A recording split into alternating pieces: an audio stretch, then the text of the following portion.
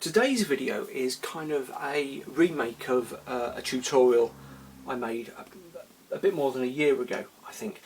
Not exactly a remake, but kind of a re-explanation.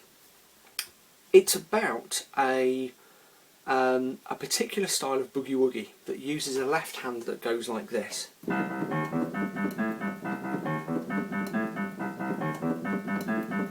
Okay.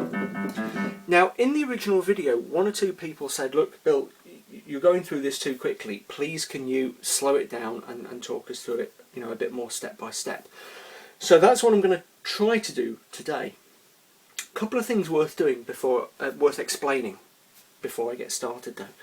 First of all, this is actually quite a tricky style. So before you try this style, make sure you've tried the more straightforward, blues and boogie exercises and techniques that I've covered. Okay, so in particular my series on the blues, you really need to have gone through. If you haven't gone through that, I'll include a link to the playlist where I've got all those videos. So make sure you've kind of got your head around how all that works before you try this. Okay. Secondly, this isn't easy. This is kind of at the sharp end of what I can do in boogie woogie terms. So do not expect to be able to grasp this overnight. Okay. Having borne all that in mind, let's have another look at the style and really try to break it down. I'm not going to cover every single last bit because I have talked about this material before, so what I'm going to do is include some links to previous videos. So if you're getting stuck again, then by all means ask me for help, but before you do that, look at those previous videos, especially all that stuff on blues, that I've just linked to and I'm going to keep on linking to. Okay, let me just demonstrate the style and how it works.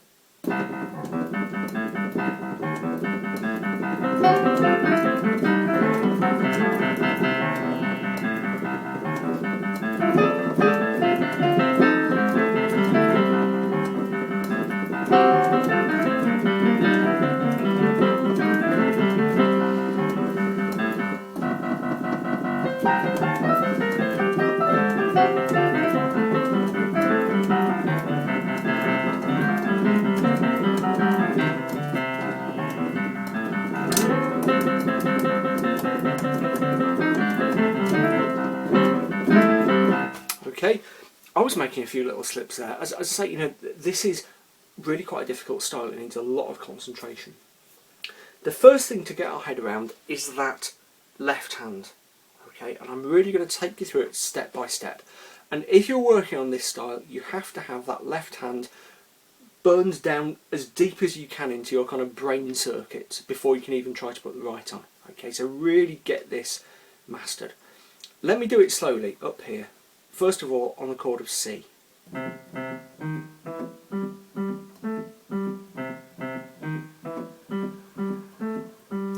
let's look at the notes and fingers I'm using there. First of all, I hit C with my pinky, E flat with my third, E with my second, G with my thumb, then over to the A with my second, G with my thumb, and back down to start again.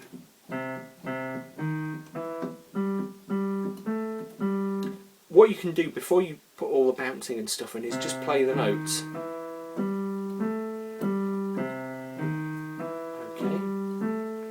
So there, moving from your third on E flat to your second on E is a bit of a squash, so that's a bit worth practicing. Remember, you're allowed to push your second finger right up into the depths of the E there. Okay. And then for the F chord, which is next in the 12-bar sequence, we have to play exactly the same pattern but starting on an F.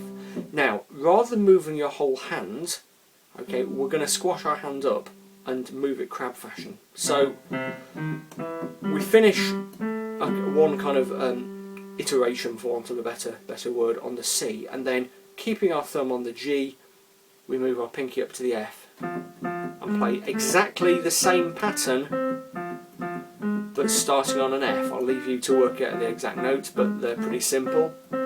Same fingering. And when we've done that, keeping our thumb on the C, we stretch our hand down to start on the C again. Okay. So each time it's about, rather than moving our whole hand, it's about stretching, going crab fashion. So moving from C to F. Okay, thumb down there. So at one point you will have your thumb and your fifth finger pretty much on adjacent keys. And when we get to the end there, just as your thumb lands there, get your fifth moving down. What you shouldn't be doing is, alright, I've done that, move whole hand, because you'll miss, it'll go wrong. Okay. Same principle for when we do the turnaround chord, the G. Okay, then we have to get our pinky straight onto there where our thumb has just been, down to the F. Okay, so that takes quite a lot of practice, especially to get smooth. And you will find, as you've noticed with me, even when you get good at it, when you're playing really fast, you'll make little, silly little slips and splashes and so on. Don't worry about that. This is boogie, not Beethoven. You don't have to get every note absolutely perfect, as long as it's as precise as it can be, and you are, you're getting a good sense of rhythm and drive out of your left hand. Okay. Mostly you will play it not there, but here. Okay, in the key of C. But I was just playing it there, so it was kind of in the middle of the screen. Now, once you have mastered that, and it will take quite a long time, start by putting a very, very simple right hand in, even if it's just single notes to start with.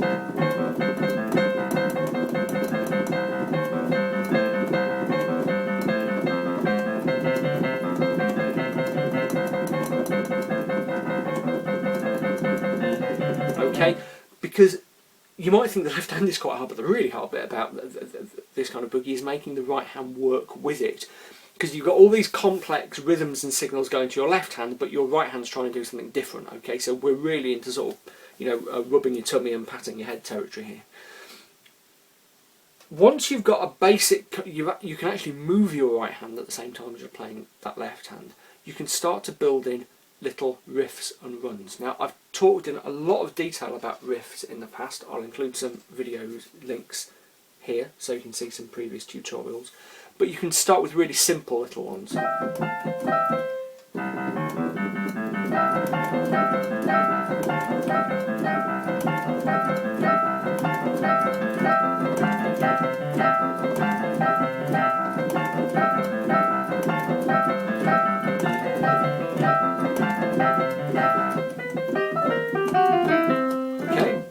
that riff is dead easy. I've covered it before.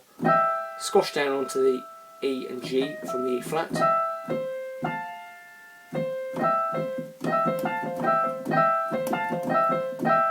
Okay. It's one of the first blues riffs that I ever learned when I was about 12, I think. And you can extend it.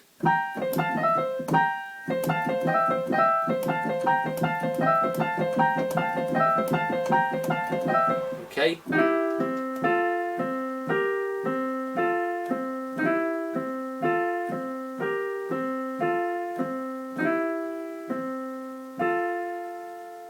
The tricky bit there is moving from third and fifth there to second and fourth there, and back to third and fifth. You could do it like this, by jumping with your third and fifth, but it wouldn't sound as good, it wouldn't be as smooth. Okay, play around with that.